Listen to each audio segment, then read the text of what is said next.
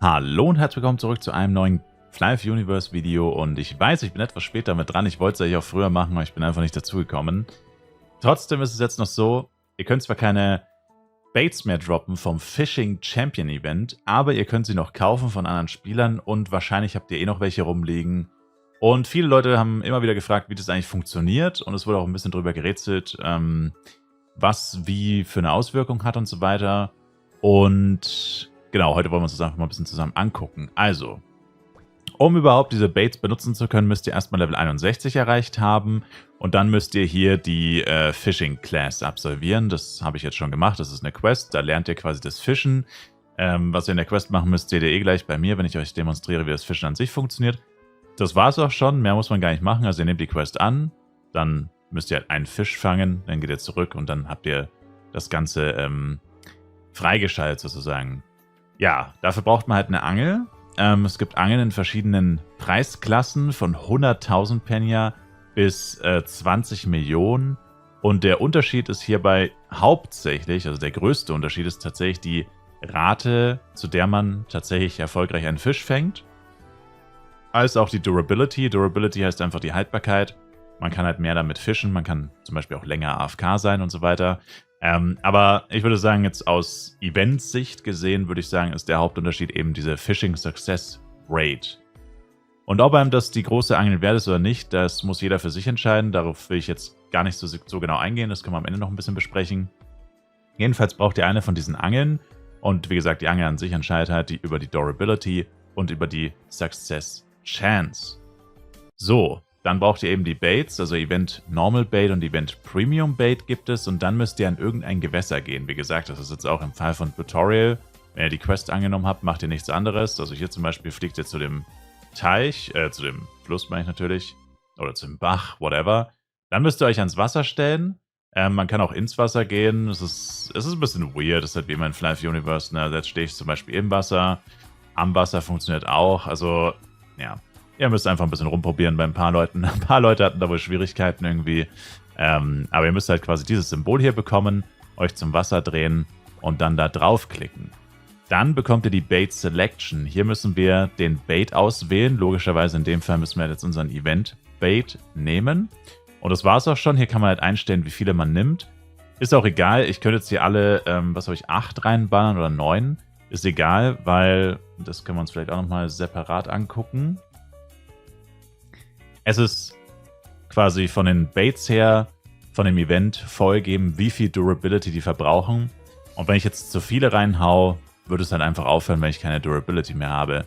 Die normalen Baits, die verbrauchen 5 Durability. Das heißt, mit der kleinen Angel, die hat 50, können wir 10 normale Baits benutzen oder 5 Premium Baits, weil die brauchen 10 Durability. Und mit der großen oder mit der teuersten Angel, die hat ja 500, da könnten wir 50 Premium Baits benutzen oder eben 10 normale. 100 normale, Entschuldigung. 100 normale. Genau. Und ja, das ist eigentlich auch schon mehr oder weniger alles, was es zu wissen gibt. Zu den Durabilities. Dann, wie funktioniert das mit den Fischen eigentlich? Oder was angel ich da eigentlich und so? Ist ja auch so ein bisschen komisch. Also man angelt hier jetzt spezielle Event-Fische. Und die Wahrscheinlichkeit von denen ist tatsächlich vorgegeben und nicht abhängig von der Angel, wenn ich das richtig verstehe zumindest. Also es gibt ja noch diese Large Fishing Prozent Chance, aber die dürfte hier eigentlich keine Rolle spielen. Und zwar, bei den normalen Baits könnt ihr nur Fische von der Wertigkeit BCD angeln. Mit der kleinen Angel haben wir eine 40% Wahrscheinlichkeit, dass halt überhaupt ein Fisch kommt. Und wenn ein Fisch kommt, dann zu 5% B, zu 30% C und zu 65% D. Und bei der großen Angel wäre es halt dann zu 80% erfolgreich, dass wir einen Fisch angeln. Und die Wahrscheinlichkeit wäre aber die gleiche. Die dürfte sich hierbei nicht ändern, weil die Wahrscheinlichkeit vom Event vorgegeben ist, welchen Fisch wir kriegen. Und das gleiche bei den Premium Baits, da haben wir halt 5% auf A, 30% auf B und 65% auf C. Also da kann man zum Beispiel keine D-Fische bekommen, sondern nur C, B, A. Und ja, das war es eigentlich auch schon. Das ist wie gesagt auch relativ simpel. Und dann klicken wir hier drauf. Und dann hier unten kann man noch auswählen Skip Minigame. Das ist halt vor allem dann, wenn ihr AFK gehen wollt, weil wie ich es gerade schon gesagt habe, ich hätte jetzt hier auch mehr Baits reintun können. Und es dauert immer eine gewisse Zeit. Man sieht auch hier, wie viel Zeit schon vergangen ist. Man sieht, welche Fische man schon gefangen hat und man sieht die Success Rate, pipapo. Mit der Kleinangel dauert es, ich hatte jetzt einmal 37 Sekunden, einmal 54. Ich weiß ehrlich gesagt nicht, warum das immer unterschiedlich ist, die Zeit, die man angelt, aber keine Ahnung, es ist halt einfach so vorgegeben, kann ich euch auch nicht beantworten. Jedenfalls, ja, würde das jetzt wahrscheinlich, keine Ahnung, 6, 7 Minuten dauern, dann wäre die Durability leer und dann würde ich halt logischerweise aufhören zu angeln. Und wenn man halt länger AFK gehen wollen würde, müsste man halt auch, naja, eine Angel nehmen, die halt mehr Durability hat. So hängt das alles miteinander zusammen. Wenn ich jetzt eben dieses Skip-Minigame mache, dann kommt das Minigame nicht. Das Minigame müsste jetzt ja eigentlich jeden Moment aufploppen. Jeden Augenblick. Okay, 1 Minute hat es noch nie gedauert. Interessant. Der klassische Vorführeffekt. Ich hatte es einmal 37 Sekunden und einmal 54 oder so. Keine Ahnung, was da jetzt gerade so lange dauert. Beißt keiner an oder was? Das gibt's ja nicht. Also wie gesagt, das Minigame, ich würde es einfach skippen, wenn ich ihr wäre.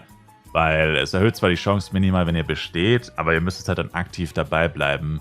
Und das ist ja dann schon ein bisschen Zeitinvestment. Vor allem, wenn ihr jetzt mal angenommen auf einem Charakter habt ihr, was weiß ich, 100 normale Baits oder ihr habt sau viele Baits, wollt alle Belohnungen von dem Event abholen, dann seid ihr da halt schon gut beschäftigt. Das hat jetzt 1,5 Minuten gedauert, wie gesagt. Ich habe jetzt die Basiswahrscheinlichkeit von 40%. Ich muss jetzt hier das Fishing-Game gewinnen. Zweimal daneben gelegen, ist eine 50-50 Chance. Einmal richtig und es hat jetzt 1,2% Bonus, also 41,2%. Also so kann man zwar die Wahrscheinlichkeit erhöhen, aber wie gesagt, man müsste halt aktiv da bleiben und immer dieses Fishing-Minigame machen. Ja. Kann man, muss man nicht, wie gesagt. Ja, und das war eigentlich so mehr oder weniger alles, was es dazu zu wissen gibt. Die Frage, ob sich das Ganze jetzt lohnt, wie gesagt, die muss halt jeder für sich beantworten. Wir können auch mal auf die Event-Page gucken, wie das Ganze jetzt auch mit dem Umtausch von den Fischen funktioniert. Also, man könnte jetzt natürlich sagen, ja wow, A-Fische haben nur 5% Wahrscheinlichkeit. Da muss ich mich ja dumm und dämlich angeln, bis ich hier mal, wir brauchen zum Beispiel 10 A-Fische für 2 Smelling-Scroll-Boxen. Für 2 Smelling-Scroll-Boxen, genau. Das stimmt natürlich, aber man kann die Fische auch tatsächlich umtauschen. Also immer 5 schlechtere Fische ergeben einen besseren. Also 5D ergeben einen C, 5C ergeben einen B, 5B ergeben einen A. Also ich kann auch dann einfach 5 und 20B zu 5A machen und mir so die 5... Oh ne, wir brauchen 10, aber meint, okay, whatever. Auf jeden Fall können wir das auch so machen. Ob sich das Ganze lohnt, wie gesagt, muss man sich jetzt selber ausrechnen. Also theoretisch, man kann es eigentlich ziemlich genau ausrechnen. Jeder muss ja auch selbst entscheiden, wie viel einem diese Items wert sind. Also bei Smelling Scroll Boxen, ob man da jetzt mit 100 F-Coin rechnet oder mit 15 Millionen Penya oder 14 Millionen Penya oder mit 10 Millionen Penya oder whatever. Das muss jeder für sich entscheiden.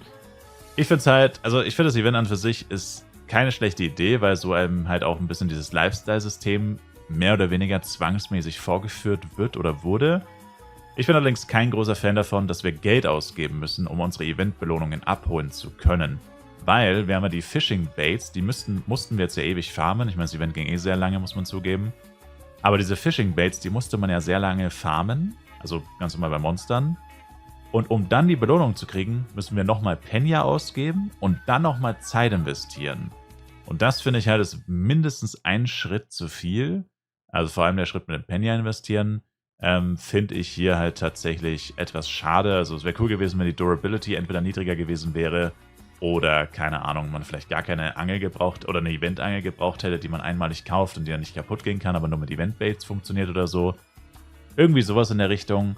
Ich verstehe schon, der Grund ist wahrscheinlich Penya-Sync oder so, aber wenn man mal ehrlich ist, ich meine, dieses Event wird ganz sicher, ich meine, es ist ja auch nur temporär, nicht dafür sorgen, dass in irgendeiner Form Penya aus dem Spiel genommen wird. Also kurzfristig vielleicht ein bisschen, aber langfristig hat das wahrscheinlich absolut keine Auswirkung. Also von dem her fände ich das jetzt keine sehr gute Begründung, ehrlich gesagt. Aber ja, wie gesagt, also ihr müsst euch halt einfach angucken, mit welcher Wahrscheinlichkeit, oder wenn ich jetzt zum Beispiel 100 Durability ausgebe, abhängig von der Angel, wie viel kostet mich das?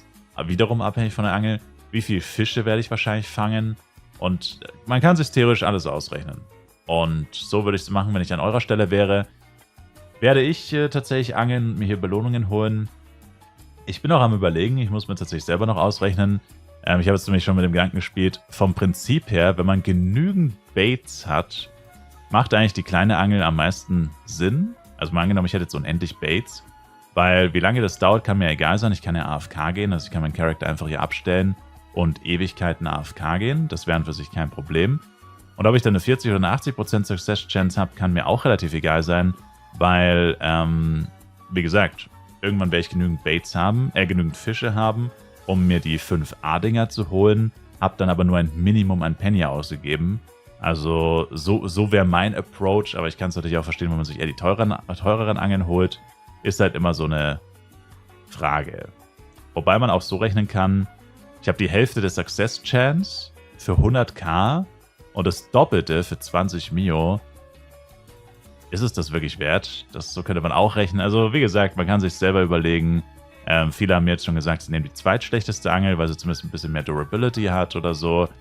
Mit der teuersten hat, glaube ich, keiner das Event gemacht. Ich glaube, das ist schon ziemliche Geldverschwendung, weil dann lohnt sich das ziemlich sicher nicht. Aber wie gesagt, müsst ihr euch selber ausrechnen, je nachdem, was ihr wollt und je nachdem, wie viele die Items, die man sich eintauschen kann, euch wert sind. Meiner Meinung nach sind als sehngebundene Items immer deutlich weniger wert als die ungebundene Version.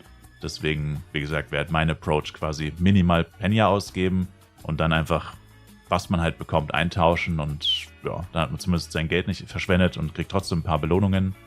Und ja. Ich sage auf jeden Fall, danke euch fürs Zuschauen. Achso, eine Sache vielleicht noch, fällt mir gerade ein. Falls die Frage kommen sollte, ja, man erhöht auch mit dem Event tatsächlich seine Mastery. Aber das wusstet ihr wahrscheinlich eh schon. Aber ja, tatsächlich, also hiermit kann man sogar seine normale Mastery farmen, die man auch mit dem normalen Angeln pusht. Wobei ich sag mal, die Angel-Mastery ist sowieso die uninteressanteste, beziehungsweise leichteste Mastery, weil man sie eben AFK machen kann. Du kaufst dir eine Angel, kaufst dir Baits. Normalerweise muss man sie auch vom NPC kaufen, die Baits, außer mit den Event-Baits, da ist es halt speziell.